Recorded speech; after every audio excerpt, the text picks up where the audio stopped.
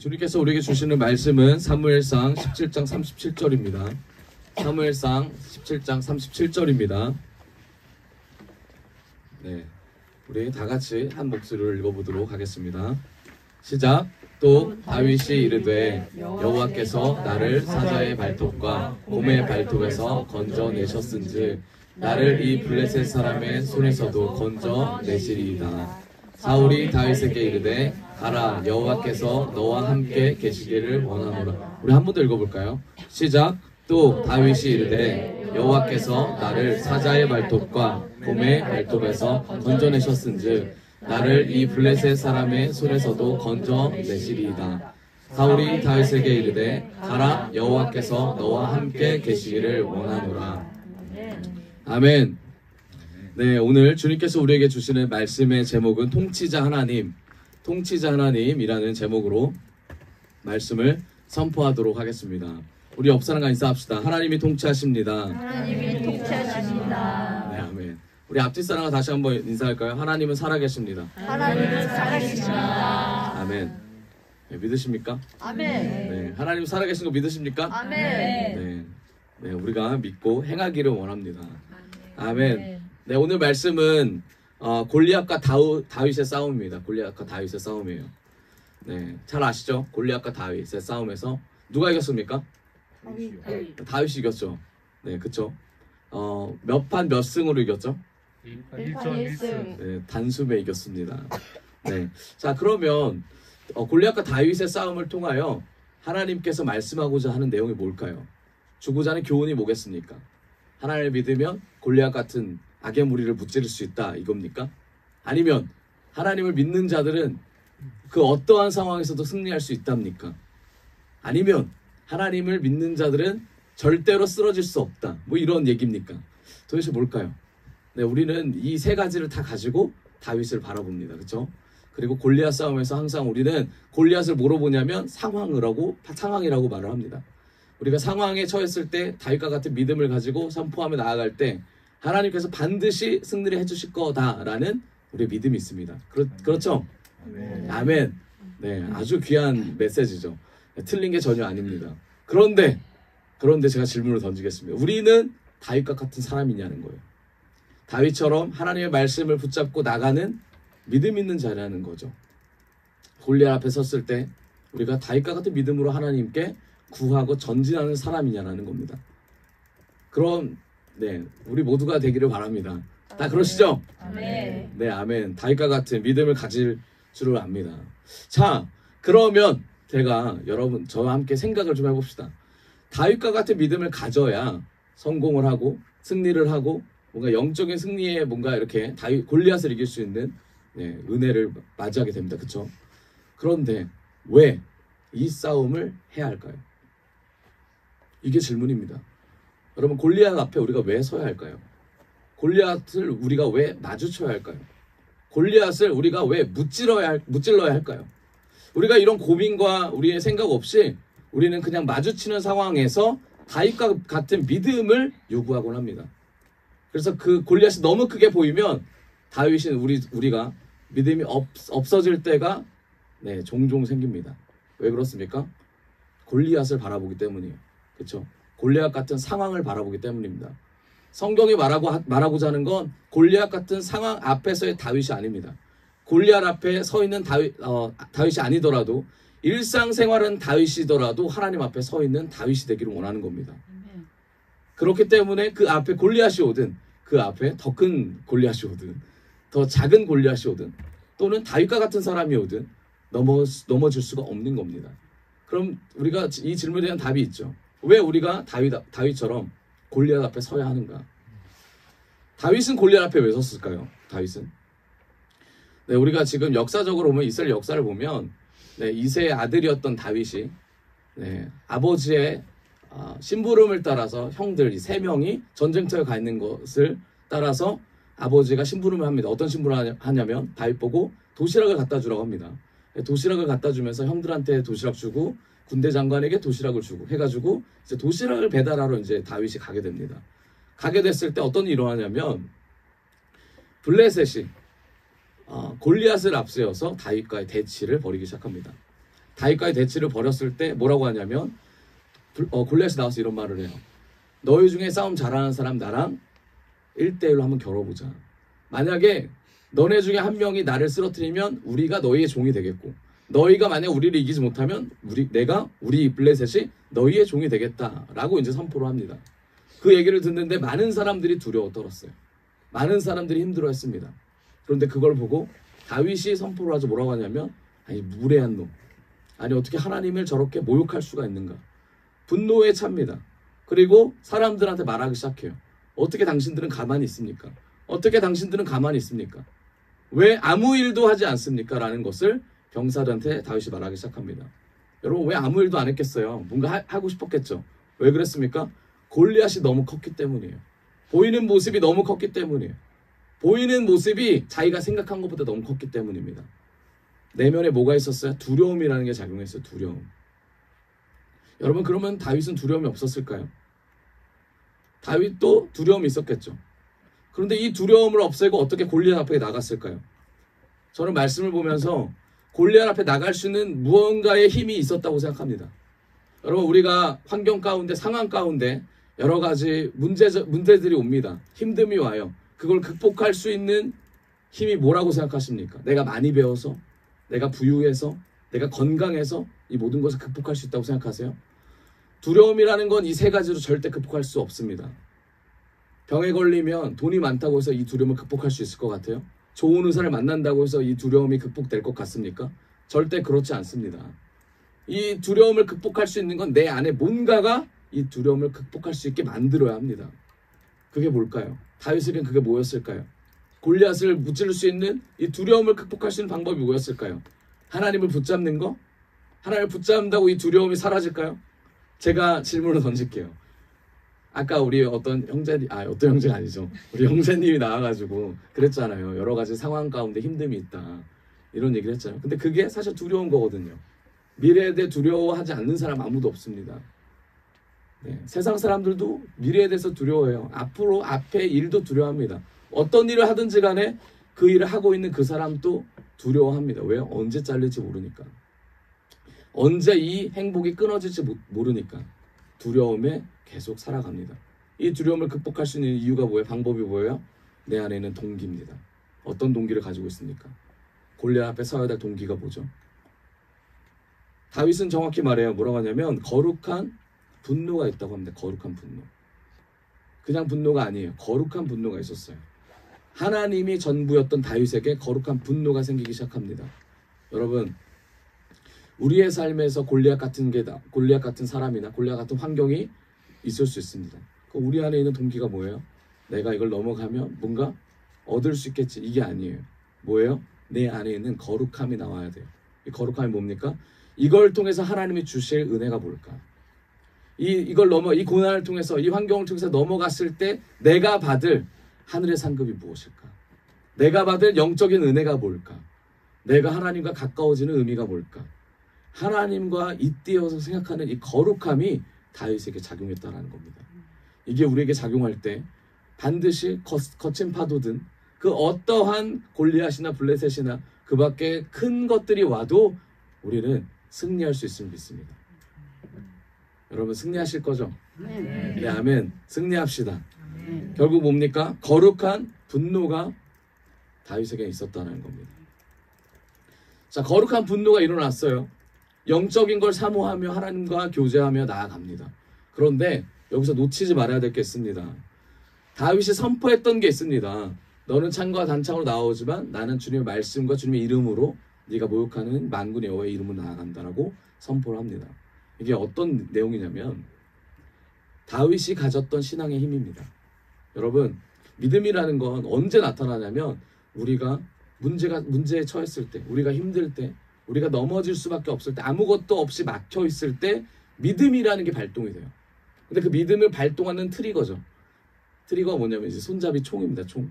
자, 믿음이라는 게 발동되려면 그냥 내가 믿었으니까 나아가야. 절대 그럴 수 없습니다. 두 가지 방법이 돼. 첫 번째, 믿음이라는 게 발동되려면 상황이 처해져야 됩니다. 골리앗 같은 상황이 딱 처해졌을 때, 맞닥뜨렸을 때, 직면했을 때 우리의 영적인 힘이 작용하기 시작해요. 이게 바로 믿음의 영역입니다. 믿음의 영역.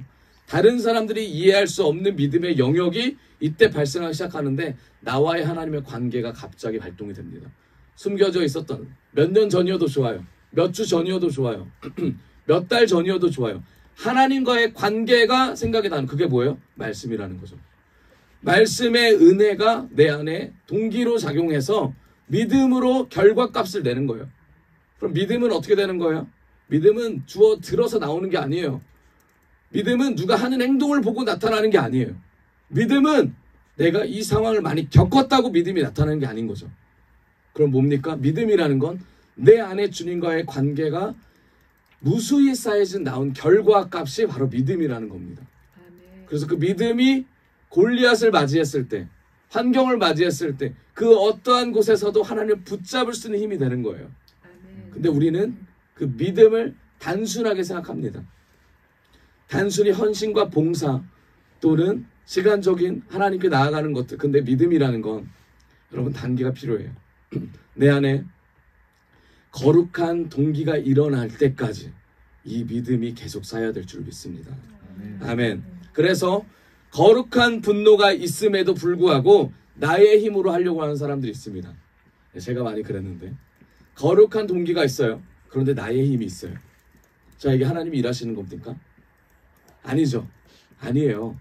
거룩한 분노가 있지만 거룩한 동기가 있지만 나의 힘이 된다면 하나님 일하시는 게 아니에요. 또 어떤 겁니까? 거룩한 분노는 없어요. 거룩한 동기는 하나도 없어요. 그냥 저 사람이 못마땅해요. 그래서 저 사람을 바꿔주고 싶어요. 그게 신앙의 힘이죠. 그래서 가서 말을 합니다. 하나님 하시는 겁니까?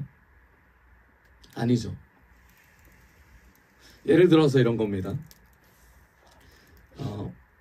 그저께 이제 전화 한 통이 왔어요. 11시 넘어서 전화가 왔습니다. 어떤 분이 오랜만이어서 오랜만에 술 취해서 전화 온 건 제가 오랜만에 들어봅니다. 술에 취하셔가지고 이제 전화 오셨어요. 전화 오셔가지고 아주 반가운 분이셨는데 술에 취하셔서 전화 오셨어요. 그래서 이런 말씀하시는 거예요. 목사님, 목사님 목소리가 듣고 싶어서 전화했어요. 그러시는 거예요. 제 목소리가 좋아서 전화했겠습니까? 아니죠. 그것보다 더 중요한 게 뭐예요? 본인의 감정을 알아주고 생각해주는 그런 사람이 가족과 플러스 저이기 때문에 저에게 마음을 터놓기 위해서 전화를 한 거라고 전 생각이 들었어요. 그래서 제가 이제 들으면서 이제 그분과 대화를 했습니다. 여러 가지 대화를 했는데 그 중에 하나가 이거였습니다. 제가 뭘 놓고 기도했으면 좋겠습니까? 그랬더니 그분이 5초의 시간을 달래요. 5초의 시간을 드렸습니다. 그랬더니 하시는 말씀이 리더자가 되었으면 좋겠다. 제대로 된 리더자가 되고 싶다라고 기도를 부탁하더라고요, 저에게.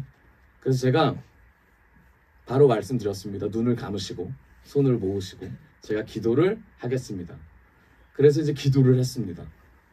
그리고 저의 기도 제목도 나누고 이제 기도가 이제 마무리됐습니다.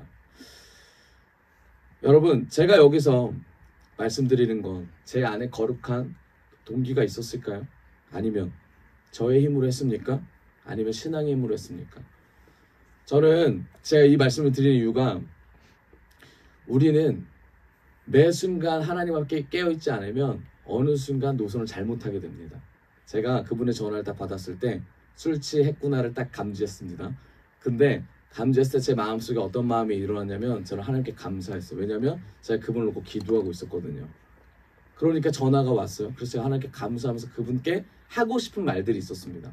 그런데 다 하지 않았어요. 하고 싶은 말 중에 하나는 이거였죠. 이제 술 그만 드셔야 됩니다. 하나님께 나오셔야 됩니다. 뭐 등등등 이런 멘트들이 있잖아요. 근데 그걸 다 하지 않았어요. 왜 그래요?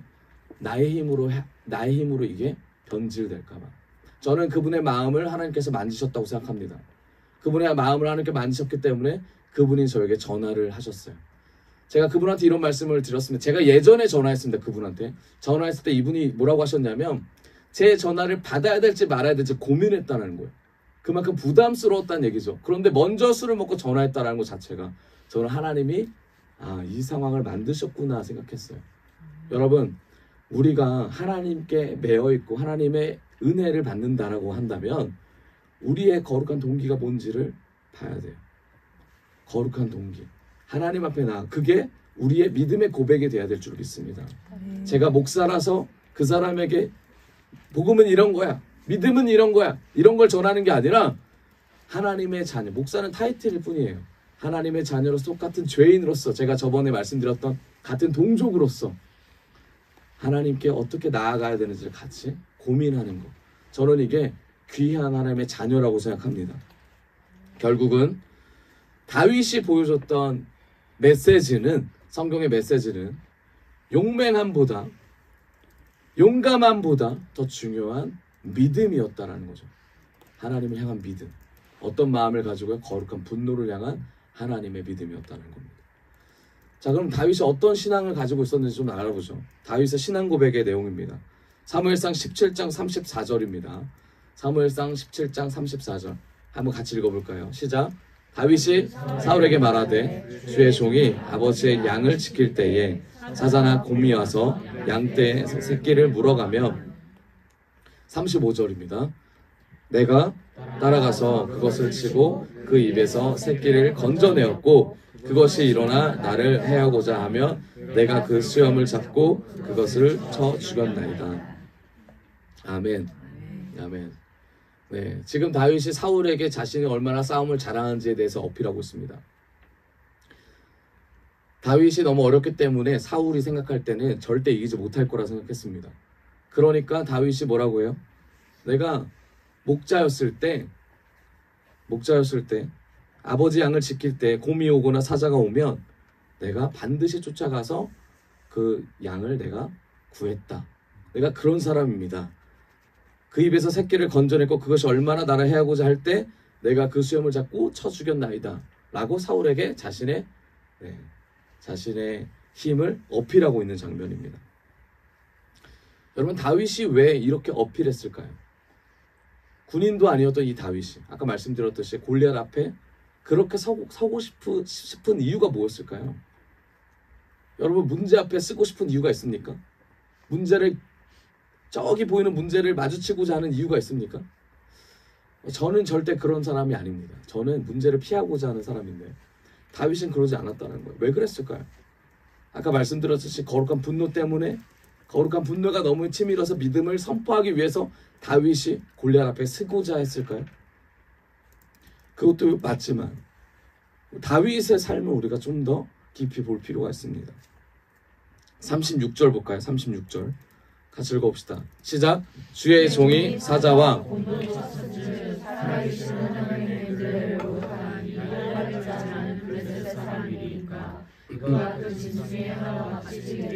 되리이다. 아멘. 아멘. 다윗이 서고자 하는 가장 큰 이유는 뭐였냐면 자신을 통해 일하실 하나님을 높이고자 함에 있었습니다. 여러분, 자신을 통해 일하실 하나님을 높인다라고 하는 것은 내가 사라져도 하나님만 높아지면 될 거다라는 믿음이 있었다라는 거예요. 여러분, 우리는 매 순간 두려움과 그리고 슬픔에 직면하게 되면 절대 내가 그 두려움에 빠지거나 슬픔에 빠지지 않으려고 하는 속성이 있습니다. 왜 그렇습니까? 하나님보다 내가 더 소중하기 때문입니다. 하나님의 말씀보다, 하나님의 의도보다, 하나님께서 일하시는 것보다 내가 나타나고 드러나는 것이 더 소중하기 때문에 될 수 있으면 하나님이 드러나시는 것은 잠깐, 내가 드러나는 것은 많이라고 생각합니다.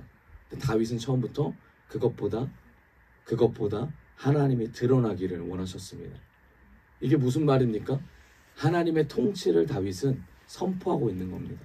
하나님의 살아계심을 선포하고 있는 겁니다. 여러분, 하나님의 살아계심이라는 건 뭐예요?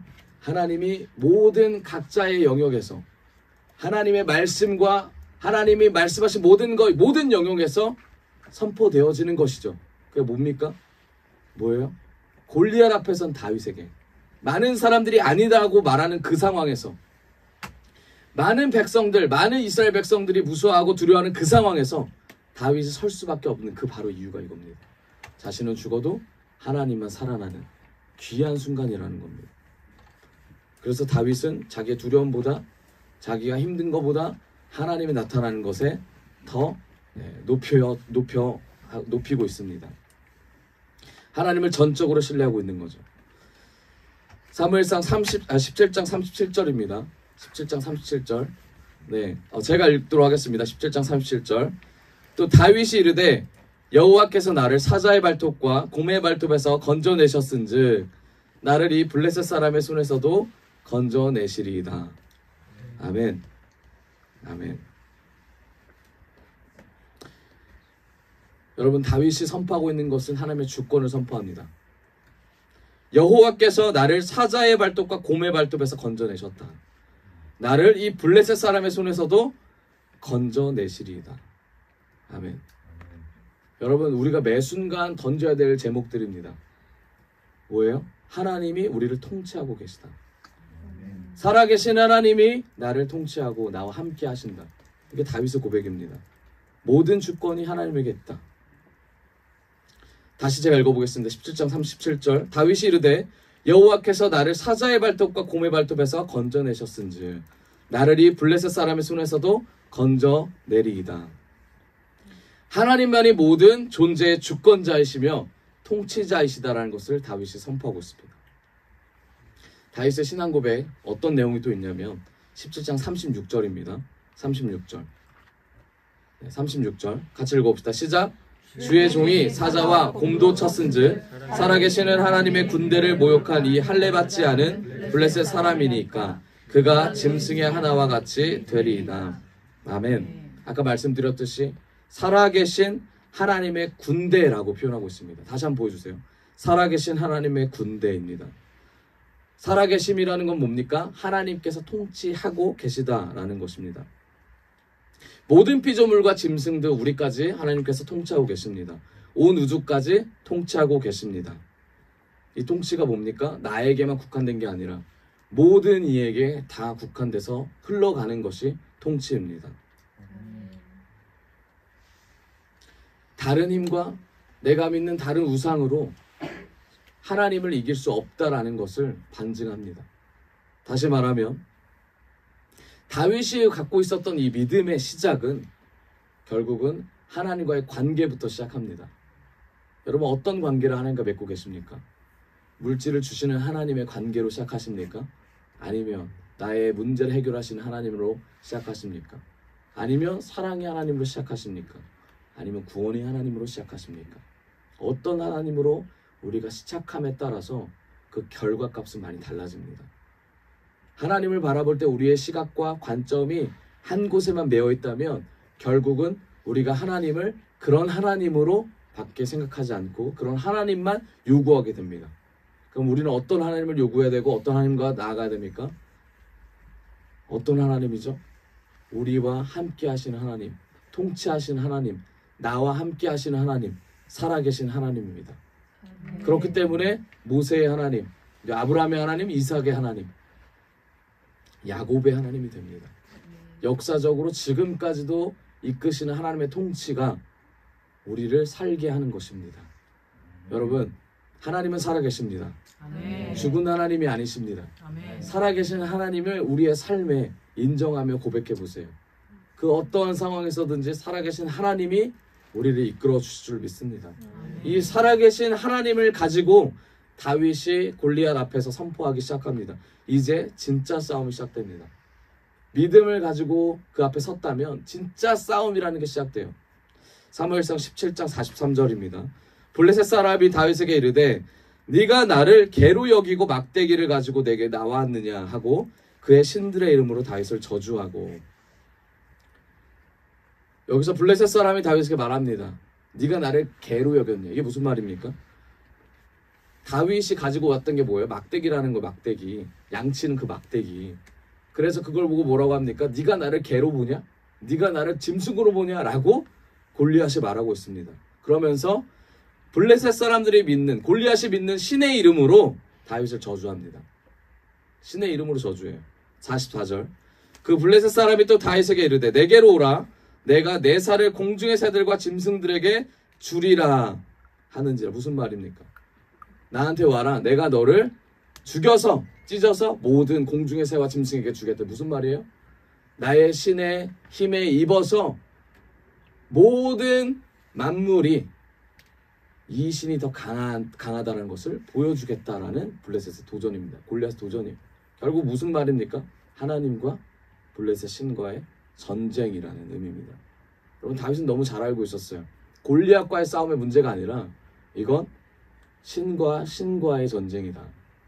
블레셋의 신과 하나님과의 전쟁인데 만군의 여호와는 반드시 승리하실 것이니 내가 가진 믿음으로 선포하겠다가 다윗의 입장이었습니다. 여러분, 어떠한 상황에서든지 하나님이 주시는 말씀과 은혜 안에서 선포가 되어지기를 원합니다. 우리의 능력으로 할 수는 없습니다. 우리의 경험으로 할 수 없습니다. 모든 것은 하나님 앞에 있습니다. 하나님 손에 달려 있습니다. 하나님께 높입시다. 하나님만을 높입시다. 다윗이 했던 행동이에요. 45절입니다. 다시 고백하죠.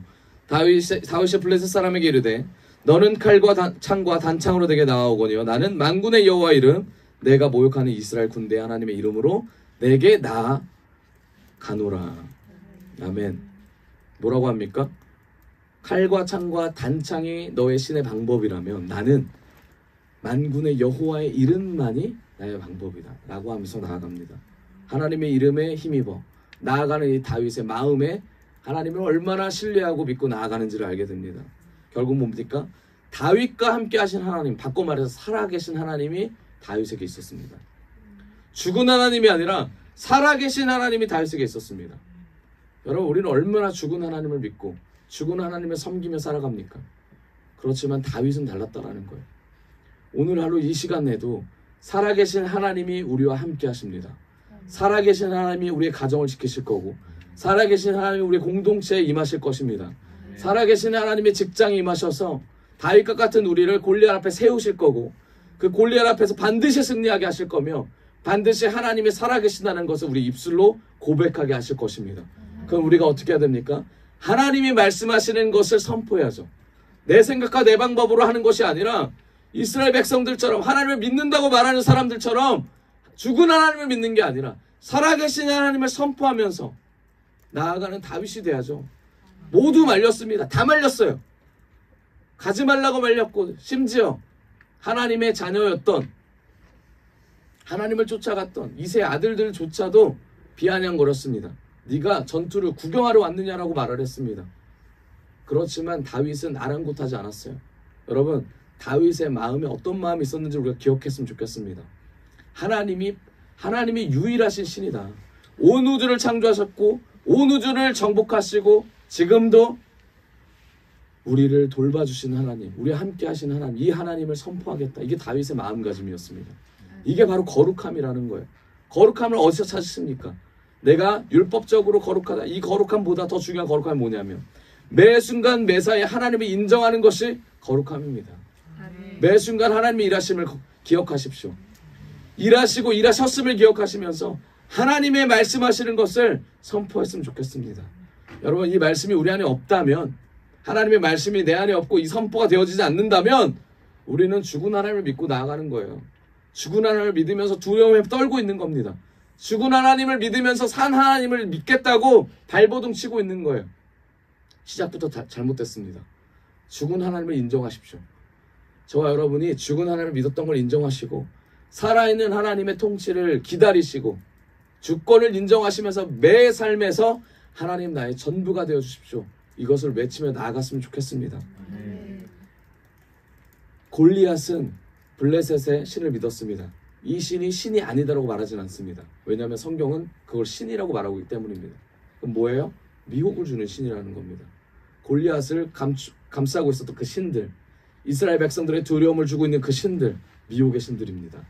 미혹의 신들, 거짓의 신들, 단 한순간에 하나님이 등장하면 사라질 놈들이 하나님이 등장하지 않았기 때문에 사라지지 않는 겁니다. 앞에 있는 블레셋이 나타난 거나 골리앗이 나타났을 때 거짓의 신, 미혹의 신, 그것을 우리가 말씀으로 무찌르기를 원합니다. 단 한순간이면 됩니다. 나는 만군의 여호와의 이름으로 나아간다. 하나님의 이름으로 나아간다. 예수 그리스도의 이름으로 나아간다. 사단마귀 귀신아, 예수를 명하노니 묶음받고 떠날지어다. 사단마귀 귀신아, 나를 미혹하는 귀신아, 나를 못살게 구는 귀신아, 하나님께 서지 못하고 선포하지 못하게 만드는 귀신아, 내가 영적으로 내 눈이 가리게 만드는 귀신아, 사단마귀 귀신아, 예수를 명하노니 묶음받고 떠날지어다. 여러분 외쳐보십시오. 외쳐보십시오. 그 믿음의 말이 예수님의 능력이 돼서 권세가 돼서 선포되어질 줄 믿습니다. 그럴 때 모든 막힘과 모든 어려움과 두려움이 끊어질 뿐만 아니라 모든 관계가 해방되고 예수 그리스도의 복음의 모든 능력이 흘러가면서 우리가 하나님 앞에 하나님이 하셨다라는 고백이 나올 줄을 믿습니다. 다윗이 그랬다라는 겁니다. 결국 뭘 말하고 있습니까? 모든 것을 이기시는 분은 하나님밖에 없다. 하나님이 우리를 이끄시고 우리와 함께 하시며 우리를 통치하고 계시다. 이게 우리 입술로 고백되기를 원합니다. 이게 바로 뭐예요? 만군의 하나님이죠. 만군의 하나님이죠. 우리 옆 사람과 인사합시다. 만군의 하나님이 당신을 지키십니다. 만군의 하나님이 당신을 지키십니다. 아멘. 그 만군의 하나님이 우리를 지키십니다. 만군의 하나님이 우리를 지키신다는 그 말이 하나님이 거룩하시다는 말입니다. 존귀하신 이 하나님, 그 어떠한 말로 표현할 수 없는 이 하나님, 거룩하신 하나님. 그런데 하나님의 통치는 이 거룩함이랑은 좀 다릅니다. 거룩함은 뭐예요? 변치 않으신다는 의미를 나타내고 있습니다. 변치 않으시는 하나님이 우리와 함께 하십니다. 과거에도 그랬고 현재도 그러고 미래도 그러고 절대로 변하시지 않는 하나님은 거룩하십니다. 신실하십니다. 그 하나님을 삶에서 높여드려 보세요. 거룩하신 하나님, 환경에 좌지우지되지 않는 내 삶을 하나님께 드립니다. 하나님 믿음, 쓰러지지 않는 믿음, 천국 바라보면서 나아가는 하나님과 연합되는 귀한 믿음을 가진, 사랑을 가진 그런 하나님의 자녀 되겠습니다. 이 고백을 과거에도 하셨다면 현재도 하시고 미래에도 보세요. 거룩하시고 신실하신 하나님이 우리를 이끄실 줄을 믿습니다. 아멘. 아멘. 네, 46절입니다. 46절 같이 한번 읽어보겠습니다. 오늘 여호와께서 너를 내 손에 넘기시리니 내가 너를 쳐서 내 목을 베고 블레셋 군대 시체를 오늘 공중의 새와 땅의 짐승들에게 주어 온 땅으로 이스라엘에게 하나님이 계신 줄을 알게 하리. 아멘. 대조되죠. 블레셋 골리앗이 말한 것과. 네. 이제 선포합니다. 다윗이 뭐라고 합니까? 오늘 누가 한다고 되어 있습니까? 여호와께서. 네, 한번 띄워주세요. 여호와께서 너를 내 손에 넘기시리니 내가 너를 쳐서 너의 목을 베겠다. 뭐라고 합니까? 살아있는 너를 죽이겠다라고 합니다. 그리고 말합니다. 블레셋 군대의 시체를 오늘, 언제요? 오늘입니다. 선포되는 그 즉시 일어납니다. 공중의 새와 땅의 짐승들에게 주어. 뭐라고 합니까? 똑같죠? 골리앗이 했던 말이랑 똑같습니다. 모든 만물에게 보여준다는 얘기입니다. 모든 만물에게. 온 땅으로 이스라엘에 하나님이 계신 줄을 알게 하겠다. 아멘. 하나님이 살아계신다라는 것을 다윗이 선포하고 있습니다. 용기와 용맹함으로 하나님께 승리하는 것이 하나님의 이름으로 승리하는 것보다 더 중요한 게 뭐냐면 살아계신 하나님이 우리에게 있다라는 것을 선포하고 있는 겁니다. 나는 하나님의 통치권 안에 들어있다. 나는 하나님의 자녀다. 이게 지금 다윗의 고백이에요. 여러분, 우리가 신앙의 깊이가 더 깊어졌으면 좋겠습니다. 누가 뭐래도 하나님이 나를 통치하고 있다는 것을 우리 마음속 깊이 이걸 끄집어냈으면 좋겠습니다. 하나님, 제가 전도할게요. 제가 말씀으로 나아갈게요. 여기서 그치는 것이 아니라 전도를 어떻게 할 건지, 왜 어떤 전도를 해야 되는지를 하나님과 관계 안에서 했으면 좋겠습니다. 온 땅에 하나님이 선포되기 위해서 제가 전도하러 나갑니다. 전도의 열매가 지금 보이지 않아도 하나님의 살아계심을 제 영혼이, 제 마음이, 제가 알고 있습니다. 그래서 제가 선포합니다. 저 영혼이 주님께 돌아오지 않아도, 저 영혼이 나에게 돌을 던져도 하나님의 살아계심을 선포하겠습니다. 이게 다윗의 고백입니다. 골리앗에게 졌을지라도 다윗은 이 선포를 통하여 하나님의 살아계심을 만민에게 밝혔을 겁니다. 그게 하나님의 일하심입니다. 하나님은 각 사람에게 하나님의 살아계심을, 그리고 하나님의 통치를 보여주시기를 원하십니다. 여러분, 이 통치가 우리 안에 나오기를 원합니다. 그래서 하나님의 통치를 가진 이 살아있는 하나님을 선포하는 다윗이 뭐라고 하냐면 47절입니다. 여호와의 구원하심이 칼과 창에 있지 아니함을 이 무리에게 뭐한다? 알게 하리라. 아멘. 알게 하리라. 전쟁은 여호와께 속한 것인즉 그가 너희를 우리 손에 넘기시리라. 살아계신 하나님을 선포하면서 다윗이 했던 말이 뭡니까? 내가 아는 하나님에 대해서 얘기하고 있습니다. 살아계신 하나님과 동시에 뭘 얘기하냐면 내가 아는 하나님에 대해서 얘기하는 거예요. 여러분, 살아계신 하나님까지 우리가 지금 마음을 먹으셨다면 하나님을 알기에 집중하십시오. 다윗은 하나님을 아는 것에 집중했습니다. 살아계신 하나님을 선포하면서 죽은 하나님을 선포하는 것을 넘어서서 살아계신 하나님과 내가 아는 하나님을 더 선포하길 원했어요. 그래서 하나님과 교제하는 데 힘쓰고 하나님이 말씀하신 것이 무엇인지 더 집중하게 되는 겁니다. 그래서 기도를 하게 되고 말씀을 읽게 되고 사람들과 교제 가운데서 각자가 아는 하나님을 선포하며 살아계신 하나님을 나누게 되는 겁니다. 이게 다윗이 하고 있는 거예요. 그래서 다윗이 한 것처럼 온 땅에 하나님의 통치와 하나님의 일하심을 선포하게 됩니다. 마태복음 16장 15절에 우리가 이제 베드로의 사건을 통해서 예전에 베드로가 이런 고백을 합니다. 시몬 베드로가 대답해 16절입니다. 주는 그리스도시요 살아계신 하나님의 아들이다라는 이 고백이 있습니다. 여러분 베드로가 이런 고백을 하죠. 그렇죠? 베드로가 이 고백을 하는데 고백을 하고 나서 예수님께서 16절입니다. 19절을 봅시다. 19절 살아계신 하나님의 아들이다 하고 나서 예수님께서 뭐라고 하시냐면 내가 천국 열쇠를 내게 주노니 내가 땅에서 무엇이든 매면 하늘에서도 매일 것이요 네가 땅에서 무엇이든 풀면 하늘에서도 풀리리라 라고 말씀하십니다. 여러분 원인과 결과가 명확하죠. 뭡니까? 베드로가 살아계신 하나님의 아들이라고 선포합니다. 그리고 나서 어떤 일이 일어나죠? 방금 읽은 것처럼 주님께서 천국 열쇠를 주십니다. 자, 하나님의 아들은 선포하면 천국 열쇠가 주어집니까? 주어지죠. 그렇죠? 아멘. 주어집니다. 뭔가 제가 함정을 좀 많이 판 것 같이 받아들이는데 네, 천국 열쇠가 주어지죠. 그런데 베드로가 단순하게 하나님의 아들이다 고백해서 천국 열쇠를 주어졌을까요? 천국 열쇠는 주어져요. 그런데 단순하게 고백함으로써 천국 열쇠가 주어질까요? 이 고민을 좀 했으면 좋겠어요. 우리 신앙인들이 기독교인들이 여기서 많이 넘어집니다. 뭐냐면 하나님께 헌금하고 하나님께 마음을 드리고 또 뭐예요? 시간을 들여서 오는 결과를 얘기하면 결과로 천국 열쇠를 받는다고 생각해봐요. 그럼 기분 좋겠죠. 당연히 받을 수 있지만 그런데 하나님 뭐라고 하시냐면 17절에 이런 말씀이세요. 같이 읽어볼까요? 이게 핵심인데 같이 읽어봅시다. 시작. 예수께서 대답하여 이르시되 아요나 시몬아 네가 복이 있도다. 이를 내게 알게 하니는 혈육이 아니요 하늘에 계신 내 아버지. 아멘. 뭐를 알게 하셨다라는 거예요? 뭐를 알게 하셨다? 천국 열쇠 말고 주는 그리스도시요 살아계신 하나님의 아들이다라는 것을 알게 하신 분이 누구다? 하나님이시다라는 것을 말씀하시는 거예요. 자, 그러면은 얘기가 달라지죠. 주는 그리스도시요 하나님의 아들이다라고 고백한 이 베드로가 자기의 능력으로 한 게 아니에요. 성경 그렇게 말합니다. 그런데 우리는 여기를 건너뛰고 베드로가 이렇게 말했기 때문에 뭡니까? 천국 열쇠를 받았다라고 생각해요. 하지만 이 중간에 뭐가 있어요? 하나님이 베드로를 깨닫게 하셨다라는 게 있죠. 이 고백을 하기까지도 이 고백이 마음에 올라와서 입으로 고백하기까지도 누가 하셨다? 하나님이 하셨다. 모든 동기와 모든 입술과 모든 환경을 누가 만드신다? 하나님이 하셨다. 다윗도 마찬가지라는 거예요. 모든 것이 하나님이 하셨다. 그러니까 이게 중요한 거예요. 내 능력으로, 내 경험으로, 내 실력으로 할 수 있는 것이 아무것도 없다를 성경은 말하고 있는 겁니다.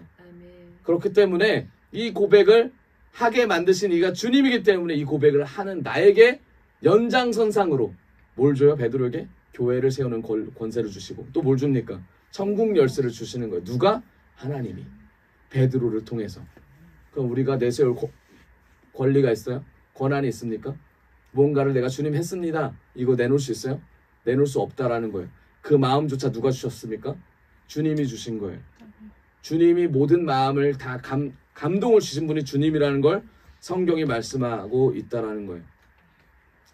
여러분, 다윗도 하나님 앞에 나아갈 때, 골리앗 앞에 나아갈 때 그 마음을 누가 줬습니까? 다윗이 경험해서 그렇습니까? 저 골리앗이 너무나 모욕적인 말을 해서 못 참아서 그렇습니까? 보이기는 그렇죠. 그런데 그 마음의 감동을 누가 줬다는 거예요? 주님이 주셨다는 거예요. 여러분, 매 순간 삶을 통하여 일을 할 때 하나님을 인정해 보세요. 하나님, 제가 이 길을 갈 때 하나님 은혜를 주셨습니다. 이걸 고백해 주세요. 근데 왜 우리는 말로는 고백을 하면서 마음으로는 그걸 인정하지 않느냐는 거예요. 왜 인정하지 않고 기도를 안 하고 왜 말씀에 빠지지 않고 왜 우리의 공로만 내세우냐는 거예요.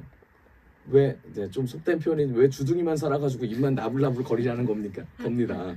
왜 입만 살아? 주님이 하셨습니다. 주님이 왜 손을 올리고 그러냐는 거예요. 마음의 준비도 안 됐으면서.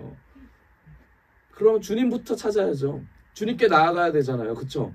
하나님이 하셨다면 하나님이 좋아하실 걸 찾아야 되는 거 아닙니까? 하나님이 하셨다면 하나님이 원하시는 걸 바라봐야 되는 거 아니에요? 하나님 말씀하세요. 주둥이 나불거리지 마라. 뭐라고 하세요? 와서 기도해라. 와서 말씀 읽어라. 정죄하고 판단한 것보다 내 고백과 내 허물을 선포해라. 살아계신 하나님을 찾아라. 살아계신 하나님의 이끄심을 봐라. 이걸 하나님께서 원하시는데 우리는 주둥이만 나불거리면서 하나님 저는 그런 적이 없어요. 제가 더 잘못했어요 라고 말하는 우리의 심령. 그게 우리가 잘못됐다라는 겁니다. 그런데 저는 사실 이게 제 얘기입니다. 이게 이러면서 우리가 성장한다고 생각해요. 분명히 이게 성장의 과정이 있습니다. 이 성장을 하면서 우리가 외쳐야 될 게 뭐예요? 연약한 나도, 부족한 나도, 주둥이만 나불리는 나도 하나님이 구원 계획을 세우셨다. 하나님의 구원 계획에 나도 있다. 구원 열차 나도 탔다. 감사할 뿐이다. 앞칸 타고 뒷칸 타 뭐가 중요해? 탄 게 중요하지. 안 그렇습니까? 아멘. 목적지 가는 게 중요하죠. KTX 타고 어디 갈래? 지옥행 가면 그게 뭐가 중요해요? 완행 열차를 타더라도 자리에 못 앉더라도 좀 불편하더라도 구원의 길로 가는 그게 너무 감사하지 않습니까? 아멘. 여러분 인생은 짧습니다. 정말 짧아요. 제가 조금 있으면 이제 나이가 또 드는데 저보다 나이 더 드신 분들 많이 느끼실 거예요. 과거를 돌아보면 어떻습니까? 인생 짧죠? 인생 짧습니다. 내가 뭐 했나 싶어요. 그쵸? 네. 근데 뭔가를 하셨잖아요. 근데 결과가 없어요. 뭐 했나 싶지만 결국 뭐예요? 하나님께서 우리의 인생을 견인하고 계신다는 그 사실만 인정하면 됩니다. 아멘. 뭐 했냐가 중요한 게 아니에요. 지금 내가 뭘 하고 있냐가 중요한 겁니다. 그럼 뭐 하고 계십니까? 골리앗 앞에 쓰기를 원하십니까? 피하기를 원하십니까? 아니면 이제 눈치만 보다 가기를 원하십니까? 선포하십시오. 전도하기를 원하셨다면 마음에 품은 영혼이 있다면 선포하십시오. 그 영혼이 귓가에 가서 선포 못 하시겠다면 앉아서라도 자기 전에 천장 바로 이름 적어놓으세요. 천장에다가 이름 적어놓고 눈 감기 전에 선포하십시오. 잘 생각이 안 난다면 적어놓으세요. 그냥 5줄 정도 적어놓고 그 사람을 축복하는 기도 해보세요. 가족도 좋습니다. 하나님이 원하시는 기도를 하고자 계속 노력해보세요. 그러면 우리 입술을 통해서 우리 마음을 통해서 반드시 주님이 우리를 통해서 일하실 줄 믿습니다. 아멘. 하나님은 어떤 분이십니까? 모든 영역과 모든 인간관계에서 하나님의 통치를 선포하시는 분이십니다. 그게 누구예요? 왕이죠. 여러분 왕이에요. 왕. 하나님은 끝까지 우리를 이끄실 거예요. 감사하면서도 슬픈 얘기죠. 그렇죠? 끝까지 우리를 이끄실 겁니다. 아멘. 여러분은 어딜 가든지 간에 하나님이 통치하실 거예요. 이 땅에 살아있는 동안에. 아멘. 계속 하나님이 이끄실 겁니다. 여러분 뒤를 돌아보세요. 돌아보는 순간 진짜 돌아보지 마시고 뒤를 돌아보는 순간 하나님이 계실 겁니다. 하나님은 앞을 보는 순간에도 하나님 계실 거고 옆을 보는 순간에도 하나님 계실 거예요. 위를 보는 순간 땅을 보는 순간 모두 다 하나님이 계실 거예요. 그 하나님을 보고자 하는 눈이 열렸으면 좋겠습니다. 그게 하나님이 우리를 견인하시는 거예요. 하나님만이 우리를 창조하셨고 하나님만이 진리의 길로 우리를 이끄십니다. 하나님만이 우리의 삶을 이끄셔서 우리의 운명을 결정하실 분입니다. 아멘. 내 경험과 내 의지와 나의 스펙으로 내 운명을 결정한다? 아닙니다. 세상은 그렇게 말하고 있어요. 왜요? 하나님을 지우기 위해서. 하나님의 통치를 지우기 위해서. 하나님의 일하심을 지우기 위해서. 세상은 계속 말합니다. 하나님께 집중하지 마라. 뭐에 집중하라? 세상에 집중해라. 하나님께 집중하지 마라. 영적인 것에 집중하지 말고 천국에 집중하지 마라. 이 세상에 집중해라. 죽고 난 이후는 관심 없다. 세상이 말하는 메시지입니다. 우리는 이 세상에 죽고 나서의 영원한 생명을 우리는 기대해야죠. 아멘. 하나님과 함께할 천국을 기대해야죠. 아멘. 이 세상의 마귀, 사단 마귀는 계속 하나님과 우리를 단절시키려고 노력합니다. 뭘로 노력합니까? 죄로 노력합니다. 그 죄가 뭐예요? 예수가 우리 안에 없게 만드는 겁니다. 예수가 우리와 상관없게 만드는 것이 사단의 목적입니다. 그러면서 뭘 줘요? 죄책감을 주죠. 계속 하나님께 나아가지 못하게 만듭니다. 그런데 하나님께서는 의지를 가지고 우리를 이끄십니다. 하나님은 의롭고 선하시기 때문입니다. 아멘. 아멘. 아멘. 에베소서 1장입니다. 1장 3절. 네, 제가 읽겠습니다. 우리 주 예수 그리스도의 아버지 하나님께 찬양을 드립니다. 하나님 아버지께서는 그리스도 안에서 하늘의 모든 뭐를 주셨습니까? 영적인 복을 우리에게 주셨습니다. 5절입니다. 같이 읽어봅시다. 시작. 하나님은 예수 그리스도를 통하여 그분의 기뻐하시는 뜻을 따라 우리를 자기 자녀로 예정하셨습니다. 아멘. 이게 하나님의 구원 계획이에요. 통치자 하나님이 통치하시는 게 바로 이겁니다. 통치하고자 하는 이유가 우리를 하나님의 자녀 삼기 위해서 우리 통치하십니다. 아멘. 이게 하나님의 계획입니다. 자, 9절입니다. 그리고 하나님은 자기가 기뻐하시는 뜻대로 그리스도 안에서 미리 계획하신 비밀을 우리에게 알려주셨는데, 아멘. 그리스도 안에서 하늘의 모든 영적인 복이 바로 여기 있습니다. 아까 읽었던 두 가지. 하나님의 자녀가 되는 거, 그리고 하나님의 비밀을 알게 하는 거. 하나님께서 모든 것을 계획하셨습니다. 그리고 10절입니다. 그것은 때가 되면 하늘과 땅에 있는 모든 것이 그리스도 안에서 하나가 되도록 하는 것입니다. 무엇을 말하고 있습니까? 주님의 통치를 말하고 있습니다. 아멘. 하나님의 자녀 되고, 네, 하나님의 비밀을 아는 자, 그리고 때가 되면 하나가 되는 거, 하나님의 통치를 얘기합니다. 그리스도 안에서 하나가 되는 거, 하나님의 통치입니다. 그의 나라 백성 되는 겁니다. 여러분, 제가 말씀드리는 건 하나님이 원하고자 하는 거예요. 인간에게 바라는 겁니다.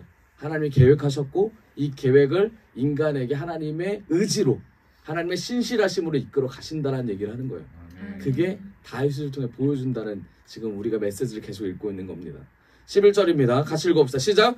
모든 일을 그의 뜻의 결정대로 일하시는 이의 계획을 따라 우리가 예정을 입어 그 안에서 기업이 되었습니다. 아멘. 결국 뭡니까? 여러분, 각 한 사람 한 사람, 누구는 느릴 수 있고 누구는 빠를 수 있습니다. 그건 세상적인 관점이에요. 하나님께서 뭐라 그래요? 그의 뜻대로 결정하셨대요. 하나님의 뜻대로 각 사람을 사랑하시고 하나님의 뜻대로 각 사람을 이끄셨기 때문에 우리 모두가 하나님의 자녀입니다. 그리고 하나님의 놀라운 비밀인 천국을 알게 되는 귀한 역사를 우리가 보게 될 거예요. 살아계신 하나님이 우리를 이끄실 겁니다. 가정에 매여있지 마시고, 미래에 매여있지 마시고, 죽을 날을 매여있지 마시고, 건강에 매여있지 마시고, 매여있는 걸 다 끊어내고 예수 그리스도에 매여있으면서 그분의 섭리를 따라갈 때 먼저 그의 나라와 그의 의를 구하게 됩니다. 그럴 때 모든 것을 더하신다고 마태복음 6장 33절에 나와 있잖아요. 아멘. 하나님께서 말씀하고자 하는 것은 거짓이 없어요. 다 사실이에요. 진리란 말이에요. 진리인데 우리는 왜 자꾸 골리앗 앞에만 가면은 주눅을 주냐 이거예요. 왜 골리앗 앞에 가면 말도 안 나네. 숨냐 이거예요. 숨냐 이거예요. 결국 뭡니까? 하나님께서 우리를 통치하신다라는 것을 기억합시다. 아멘. 하나님이 우리의 전부라는 걸 기억합시다. 아멘. 결국 그의 뜻의 결정대로 일하시는 이의 계획에 따라 살아가는 것이 우리들입니다. 인간들이에요. 네, 인간들. 주둥이만 살아나는 게 아니라 정말 우리 인간들이 하나님의 뜻과 계획에 따라 사는 사람들입니다. 뜻을 누가 세웁니까? 그러면 하나님! 하나님께 세우시는 거예요. 뜻을 누가 세워요? 하나님께 세우시는 거예요. 그리고 뜻을 누가 실행시킵니까? 하나님이 하신다라는 얘기예요. 여러분, 계획을 세우시고 실행하시는 것도 다 하나님이에요. 우리는 그분의 말씀에 순종하기만 됩니다. 이게 구원이라는 거예요. 이게 구원의 견인이라는 겁니다. 네, 말 안 듣는 가족이 있습니까? 싫은 사람이 있어요? 다 구원 계획에 들어가 있어요. 우리 각자를 만났다면 구원 계획이 있는 거예요. 결국 하나님이 견인하신다는 얘기입니다. 믿고 선포해보세요. 하나님, 저 사람이 싫어요! 그런데 하나님 계획을 알고 있습니다. 사랑할 수 있는 마음을 주십시오. 하나님, 제가 하나님께 나아갈 수 있도록 내주세요.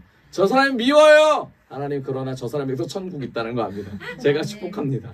네. 여러분, 이게 하나님이 주시는 우리 하나님의 계획이에요. 하나님의 통치 안에 들어가기를 원합니다. 아멘.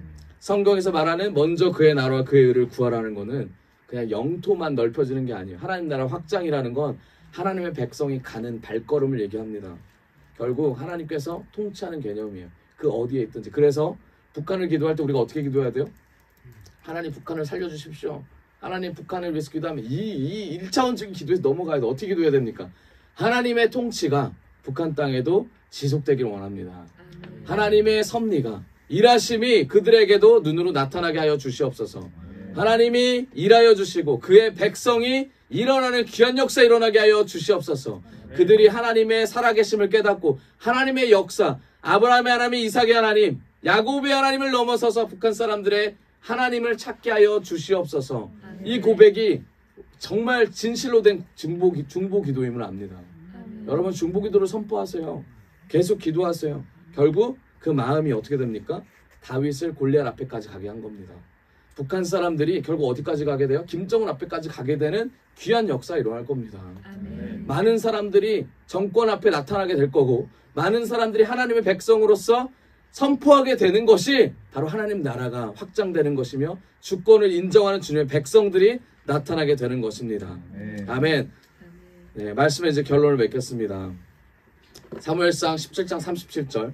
또 다윗이 이르되 여호와께서 나를 사자의 발톱과 곰의 발톱에서 건져내셨은즉 나를 이 블레셋 사람의 손에서도 건져내시리이다. 아멘. 다윗의 고백이 우리의 고백이 되길 원합니다. 아멘. 하나님을 아는 것을 시작해 보세요. 그 통치를 이해하게 될 겁니다. 우리의 현실을 부정하지 마시고 블레셋 앞에 있다고 우리는 항상 생각해 보세요. 블레셋 앞에 있을 때 하나님께서는 반드시 우리를 이끄실 겁니다. 아멘. 네, 신앙의 승리를 하시고 하나님의 자녀가 되기를 주님의 이름으로 축원드립니다. 아멘. 네, 우리 같이 찬양하면서 나아갑시다.